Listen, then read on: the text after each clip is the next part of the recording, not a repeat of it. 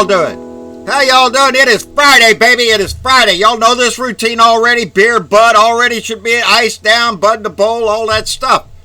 Y'all should be well versed in this routine by now. It's Friday, and it's a beautiful day down here in South Texas. I hope the weather's fine where you are at. I am not going to have a long rant today. I don't want to miss a day, though. I just don't want to miss a day. This is family. So, for those of you that follow my timeline, you know that we had a death in the family today. And I want to thank all those that have sent their condolences. We appreciate that. Something that comes up unexpected that yeah, it was very much unexpected. So, but I haven't been on the news today. I haven't been paying attention to the news this morning like I normally do and get all the nasty little stories. Some of them I had written down, and they're not in my heart right now. So I thought I'd read a little something, because that'll tell you where my mind is. And I wrote this, and I pinned it up on my wall, on my timeline on Facebook, and I tweeted it out on Twitter. And but I've told y'all before, I speak with my emotions. I write with my heart, my mind. With that being said, as the national conversation swirls around racist comments on Twitter and nasty language and political commentary, the man in our house is enjoying the discontent across the land. The narcissist doesn't care about the damage being done to our fabric. He cares more that we talk about him, good or bad. In the past, when the nation was faced with moral issues that threatened our democracy, we have had presidents who have had the wisdom to speak to those issues in a way that brought our country together and brought forth what Abraham Lincoln called the better angels of our nature. In our hearts, we know right from wrong, what is rational or not. We like to believe that good always wins, that the better angel inside of us wins over the dark side. But that is not always the case. We have seen that throughout history. It is how we end up with evil leaders like Hitler or Stalin, Pol Pot, or Vlad the Impaler. Sometimes the better angel inside us loses to the dark side. I believe our Blue Dot family are being guided by our better angel, Lincoln spoke of at his first inauguration. Although my own language contains some colorful words at times, I am driven by the desire to have an inclusive, benevolent society where we seek to improve the lives of all our citizens. A new nation, conceived in liberty and dedicated to the proposition that all men are created equal. Lincoln was indeed a smart man. We do not have a Lincoln right now. I'm not sure the man in our house has a better angel inside, but I do know if he has one, it has lost its battle to the dark side. We must continue our fight for what we know inside of us is the right thing to do. So when we fight for the rights of all, regardless of the color of our skin, who someone loves, or what God they pray to, our moral compass stays true. We follow the better angels of our nature. That's a quote from Abraham Lincoln.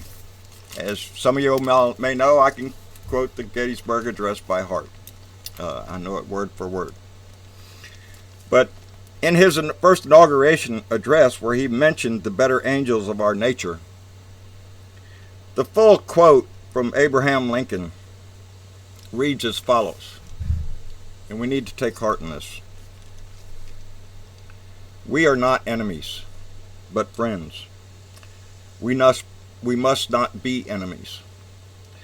Though passion may have strained it, it must not break our bonds of affection. The mystic chords of memory will swell when again, as surely they will be, by the better angels of our nature. he was speaking to a divided nation, seeking that better angel inside of us.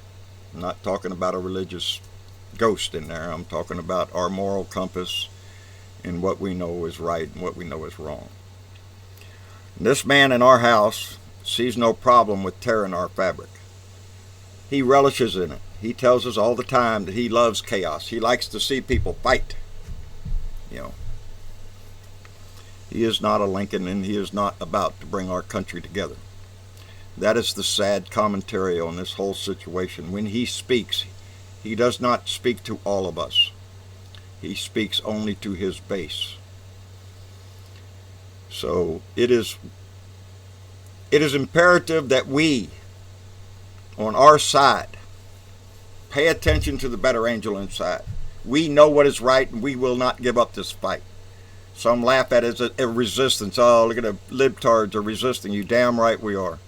Because we're proud of the history that we have fought for. The ideals of this country that we fight for. Some lose it in abstract politics. Making a rule where people have to stand and pay homage to the national anthem. God forbid they take a knee to protest something. Isn't that what our country was founded on? No, I don't believe with the NFL. I think if they are so inclined to take a knee, because the problem hasn't been solved. Someone said on Facebook there that if you're pissed off at Roseanne and you're not at the NFL decision, then you're a hypocrite. It's plain and simple. Maybe I didn't say that right. It's not a good day, people. And it'll be a sad weekend here. But we need to stay in this fight. We need to rally those around us to join our fight, to build this blue wave up, to make sure that when November comes, that we put the right people in position. When June 30th hits here in Texas, that we elect a man like Eric Holguin to our Congress, who will speak for all of us, and does not make exception.